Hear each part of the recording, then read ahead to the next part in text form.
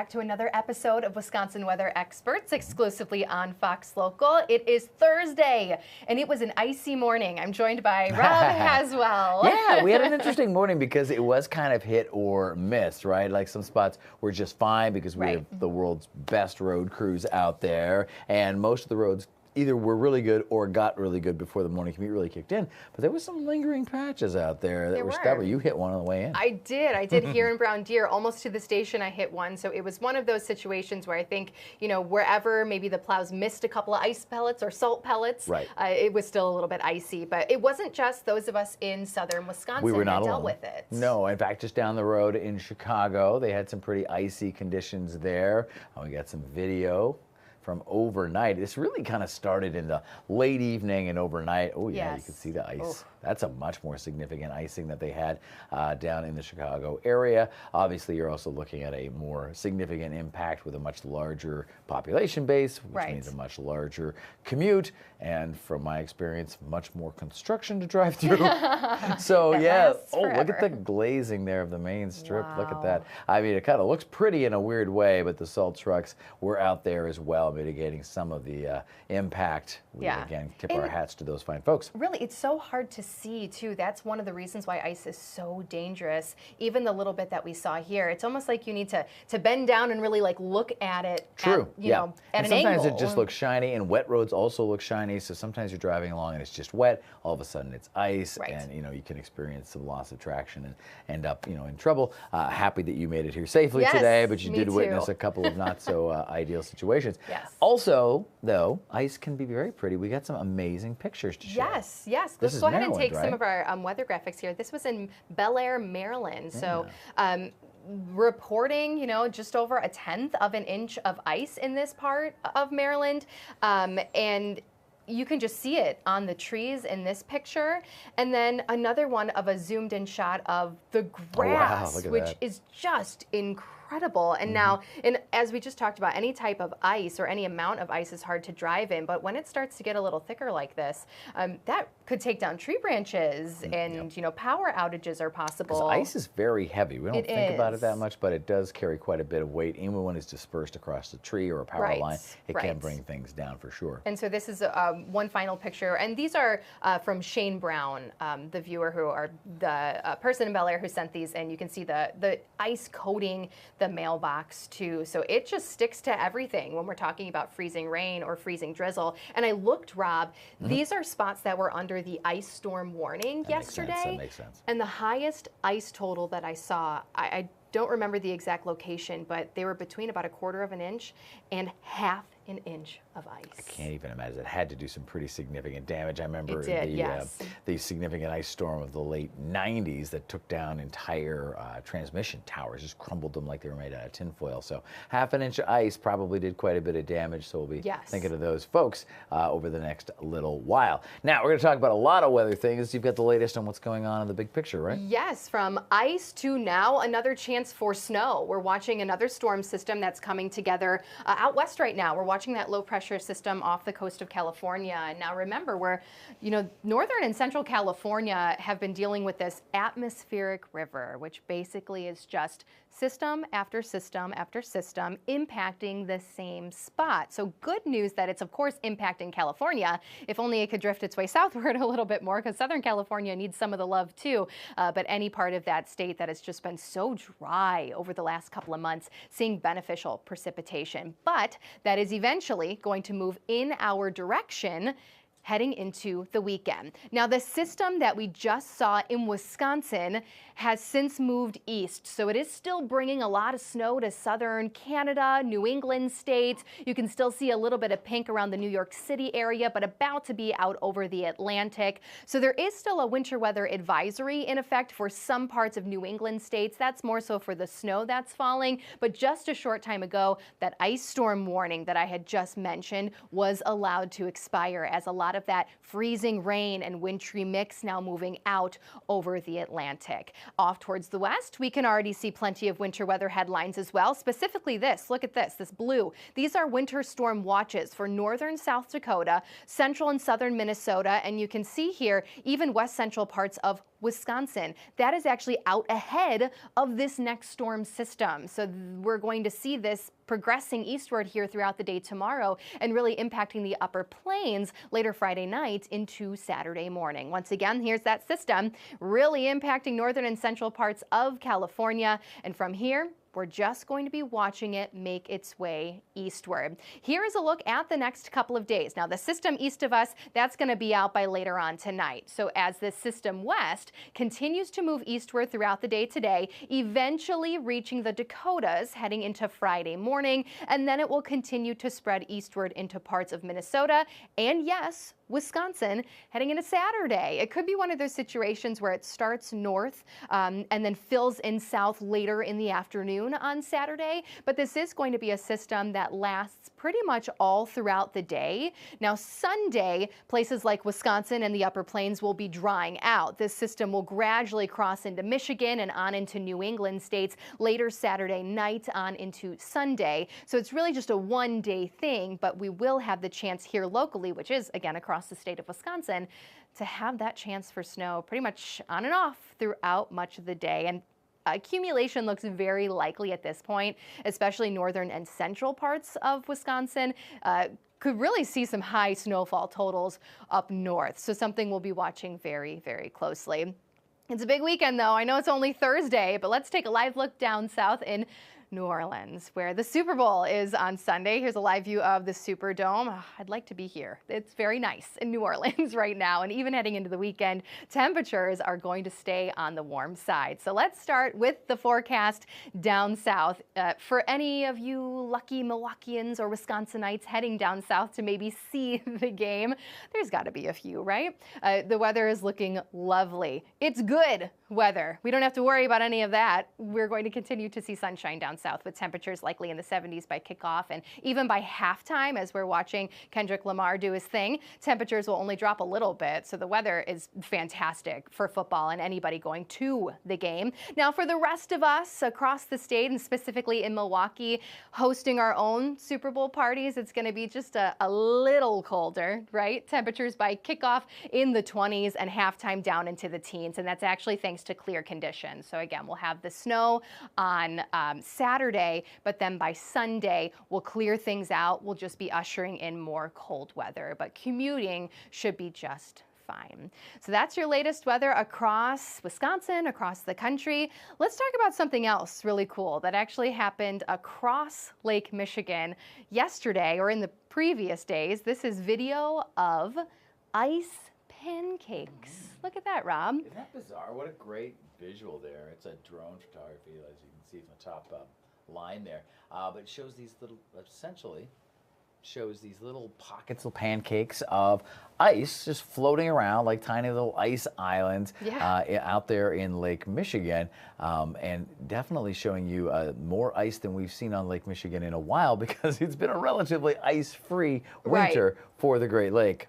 It almost looks like the Arctic with little icebergs here or there. But if you look closely there, they're almost little pancakes. And it's really all thanks to the melting and some of the higher waves that this area has seen from some of the strong wind. We've had a lot of windy days, so yeah, it gives it that choppy condition to kind of break it up and then round it off, and then you get these wonderful little pancakes. But there is no maple syrup to be had, apparently, so that kind of spoils the fun. But what a fascinating, I mean, ice and water and just the way they interact with the atmosphere, I mean, it can make so many fantastic phenomena, like these ice pancakes, the ice canos, right? Where the shoreline looks like it's a volcano as the water kind of comes in and squirts up through the middle of the thing. It's fascinating. Yeah, just like we talked earlier with the ice on the power lines, the trees. Not always fun to drive in, but fascinating to look at from a scientific point of view. And interesting to note, too, this time last year, we had record low ice on all of the Great Lakes. Still below average, I think, on most Great Lakes, especially Lake Michigan, but we have more on Lake Michigan than we did at this point last year. Which, yeah, it says a lot about last year, because we have had some colder stretches this year, which did give us a little bit of ice cover, but that lake lake is usually far more covered than Yes. it is and than it has been. So it's an interesting scenario yet again this winter, and always fun to look at the videos from the drone. So we've got a lot more coming up. We're going to talk about, we talked about lack of ice, we're going to talk about lack of snow. Tom's got an update on that. And then apparently Lisa's hungry because she's eating snow. I don't know. Stay tuned for this. Stick around.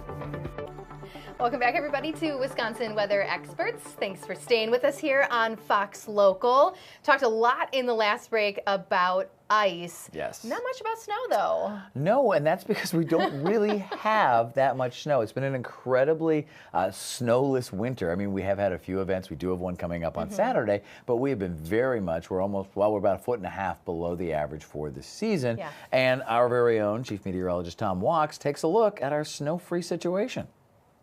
Well, we haven't had much of a winter across the state of Wisconsin, and in the southeastern part of the state, Milwaukee is running a little over 18 inches below average for snow for the entire winter season so far. In fact, Milwaukee's only had about a foot of snow, so we are running well below average in the Milwaukee area. But what if the snow season were to just come to an end today? Where would that leave us? Well, take a look at this.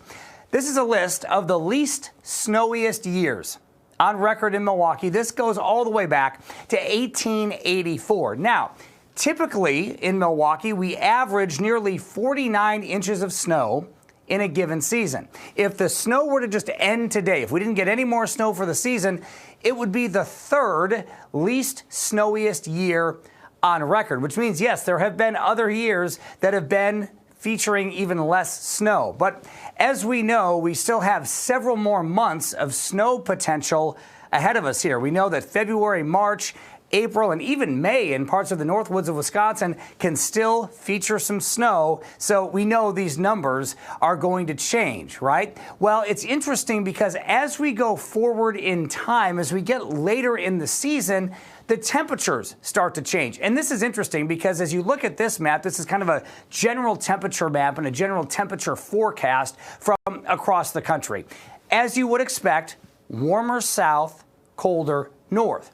Well, we typically experience the coldest time of the year, climatologically speaking, in the state of Wisconsin in January. Why does that matter? Well, typically when we get the really cold Arctic air masses in place, if we get snow during that time, which of course in January we didn't have a whole lot of the snow, we had the cold but not the snow, but the cold air would mean fluffier snow because you don't have a lot of moisture in that cold air, right? So the consistency of the snow when we're talking about snow totals is really critical, right? So in really cold air, it's fluffier snow that can actually pile up a bit more, but it's that drier, fluffier snow, right? That typically happens in January and into parts of February. Now, as we go later into the season, March and into April, what happens? We start to get in on more of that warmer air, right? Well, warmer air can hold more water. So what does that mean? Well, when you get snow in a warmer environment, and that would be temperatures in the low 30s, let's say low to mid 30s, maybe even as high as 40 degrees, that holds more water than, say, temperatures in the teens, right? So that means more of a moisture-laden snow, or it's a little heavier to shovel, right? When you get into March and April. That also leads to compaction. So the wetter the snow, it doesn't pile up as much as, say, that dry, fluffy snow does. So as we go through the next couple of months, expect that transition. Yes, we're going to get some snow. We're still going to get more snow coming on through, even though we haven't had a whole lot this season. But the consistency of that snow will likely change based upon the temperatures. And again, the warmer the air, the more water it can hold. Do you have a weather question for us? Please scan this QR code. We want to talk about what do you want to talk about right here on Wisconsin Weather Experts on Fox Local. So scan that QR code and please submit your weather questions to us. We have one of those weather questions coming up at the end of the show, so stick around for that. That's what you call a tease right there. We teased this earlier in the show. Is Lisa hungry? What's going on? Well, you know, we've all done it before. We've all probably taken a bite out of a snowball. Sure, but as a kid. As a kid, not as an adult. I don't even really know what to expect out of this, but Lisa is going to talk plenty more about eating snow, if you should, if you shouldn't. Definitely not the yellow stuff, but let's take a look. Well, when it snows outside, a lot of people are happy, especially kids who can get out and play in the snow, make a snowman, do recreational activities, or one of my favorites, actually be able to eat the snow. But that poses the question, as clean and white as it looks, is it actually safe to eat snow? And that's what we're going to break into. When is the best time to actually get clean snow? Well, it's not going to be when we have an inch of snow or even several inches on the ground. The best time to be able to eat snow and have it be relatively not harmful and clean is when we have a big system that could bring us about 8 to 12 inches. Why is that, you may wonder? Well, it all has to deal with the snow that moves through the atmosphere before reaching the ground. As that snow falls out of the clouds, it goes through pollutants, microplastics, black carbon, and even dirt in the air that can stick to those flakes. So while you may not see it, if you were to scoop the snow off of the ground in the beginning of a snow event, or when we just have a little bit of snow, it is more likely to contain harmful particles within it. You may have also seen this on social media being a trend this year for areas that saw snow. People scooped it up, then melted it in their microwave, and it turned dirty brown, really showing how dirty the snow was. So again, the best thing to do is wait several hours into a snow event, and especially one that has more snow. Then you can take a bowl or some sort of cup and scoop that snow off of the top layer. That is going to be the cleanest snow you can get. Here are some additional snow eating tips. You want to check the air quality where you live. Again, if you're in an area where there's poor air quality, and that means the snow is going through more harmful components in the sky before reaching the ground, that can stick to those flakes. Some of the other things you want to keep in mind if you're going to be scooping up snow: you don't want to scoop up snow anywhere near trees, gardens, bird feeders. Those can all contain harmful things in the grass or near it that you obviously don't want to consume. You also don't want to take any kind of snow that's by cars, streets, stairs, or colored snow such as brown or yellow. That can all contain contaminants from people or vehicles that have traveled through it. Again, the main key here is snow can be contaminated and harmful despite it looking white and clean. The best thing is to wait for a prolonged period of time in a snow event. That is going to reduce the risk of having anything contaminating the snow. Now, we're never fully going to have completely clean snow to eat, but the impacts are going to be very minimal and shouldn't have anything long-term on your health. Let's take a look, though, of something you can do if we have a big snow event, and this is what I had an opportunity of doing about 4 or 5 years ago, making fresh snow cream, or snow ice cream as it's also known. It's really fun and simple to do. Here's a recipe for it. You take about 8 to 12 cups of fresh snow. Again, later on in an event, you can scoop it off the top. You'll need a can or 10 ounces of sweetened condensed milk and 1 teaspoon of vanilla. The best thing you'll have to do for this is bring it inside, place the snow in a bowl, and add that vanilla slowly. Then also very slowly start to stir in a little bit of condensed milk at a time. You can always add more, but you'll want to stir it to a consistency where it gets thick. A big hint here: the less you use, the more it is. Less is more, as we say. So you can always add more snow or more condensed milk later. Best thing about it, though, you can eat it on the spot, or you can store it in the freezer and have a yummy treat for later. Lisa's so full of ideas. She's got some great ideas. Very creative. I know when the kids were younger and if it was snowing heavy, I'd put a bowl out so that I knew it was falling into a clean bowl. Sure. And then we would do something similar to that. Maybe put a little, make a little snow cone out of it, fresh snow. But I've never done with the condensed milk. I'll have to try it. Yeah, that's fascinating. I don't think I even thought twice about this when I was a child. yeah. When you're a kid, it's just straight, right. you're just eating Snowball? it. But Okay. yeah, if you are going to try some of this, don't pick it up off the road from all the road salt today. That will end very badly for you. Also with icicles, remember, that's pollutants coming off of a building. Just stray away, and it's bad for your teeth. So just stray away from all that. All right, great ideas from Lisa, though. We've got more coming up in just a little bit. You're watching Wisconsin's Weather Experts right here on Fox Local. We're taking a live look at MKE. Lots of folks are like, I'm going to get away from this ice. Let's go talk about a big vacay, down to Aruba or something.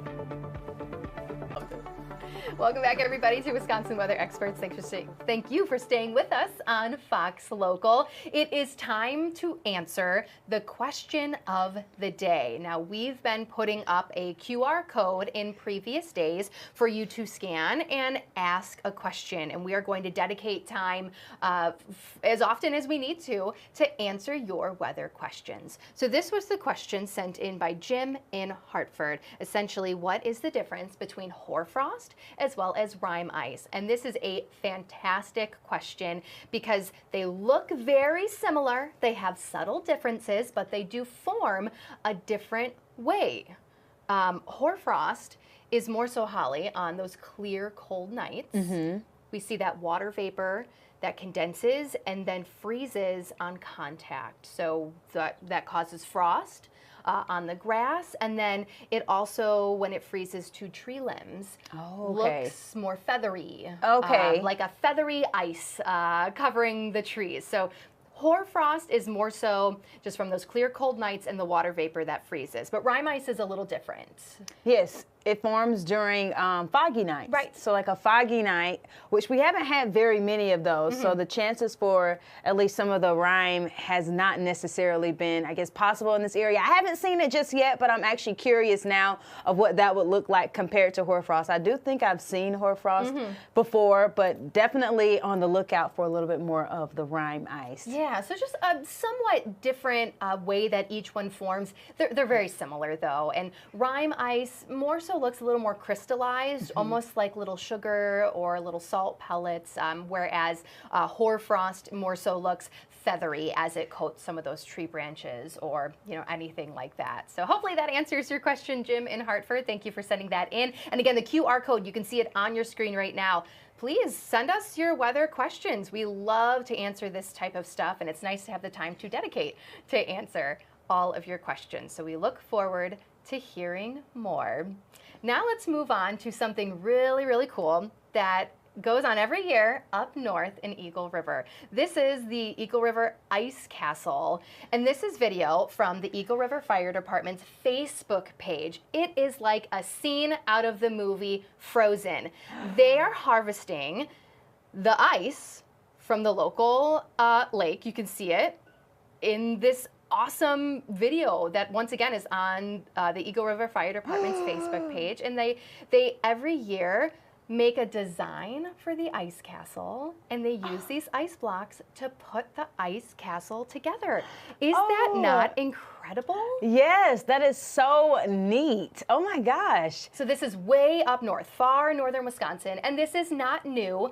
I would love to go see it. In fact, I have a friend from college who lives up there, and she passes by it, and she posted a picture on her Facebook page the other day. There's the finished product you can see with a beautiful halo behind it.